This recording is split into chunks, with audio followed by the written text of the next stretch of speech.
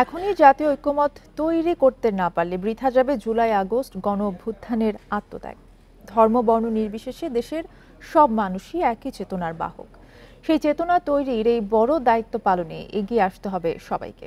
Youth for পলিসির আয়োজনে মঙ্গলবার রাজধানীতে এক মতবিনিময়ে এসব কথা বলেন বৈষম্য বিরোধী ছাত্র আন্দোলনের সমন্বয়করা। আমি নিজে গত 2 বছর ধরে এটা নিয়ে অনেক কথা বলছি। জুলাই আগস্ট আন্দোলনের পর দেশের বিভিন্ন প্রান্তের তরুণদের মতামত সংগ্রহ করে স্বেচ্ছাসেবী সংস্থা ইয়ুথ ফর পলিসি। সেখানে উঠে আসে বিচার বিভাগ ও মত প্রকাশের স্বাধীনতা, অনগ্রসর মানুষের দুর্ভোগ সহ নানা বিষয়। সেই মতামতগুলো নিয়ে তারুণ্যের ইশতেহার প্রকাশ করে সংগঠনটি। এ সময় দুর্নীতির পালাবদল যাতে না ঘটে সেদিকে লক্ষ্য রাখার দাবি জানান বৈষম্য বিরোধী আন্দোলনের নেতারা।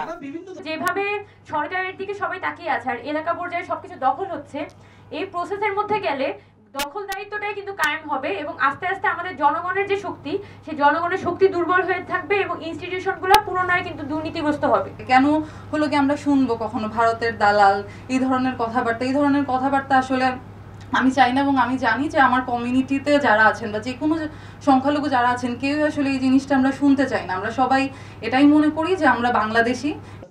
আওয়ামী লীগ বাঙালি জাতীয়তাবাদের নামে বিভাজন তৈরি করেছে। এখনই জাতীয় ঐক্যমত তৈরি না করলে দুই বৃহৎ পরাশক্তির বিরোধে এই জাতি ক্ষতিগ্রস্ত হবে বলে মনে করেন বক্তারা। বাঙালি জাতীয়তাবাদের নামে 71-এর মুক্তিযুদ্ধের চেতনাকে পুঁজি করে সে আমাদের মধ্যে বিভাজন তৈরি করছে।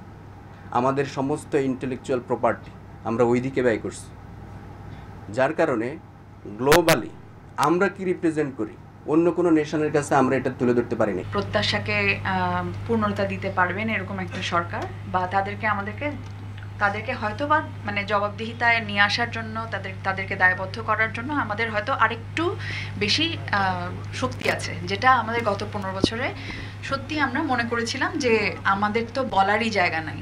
তারা বলেন এখনো বিভিন্ন ক্ষেত্রে সুবিধা নেয়ার প্রবণতা দেখা যাচ্ছে, প্রশাসনিক চেইন অফ কমান্ড তৈরি করা যায়নি। সুলতানা জাহান মিতু, ইন্ডিপেন্ডেন্ট নিউজ, ঢাকা।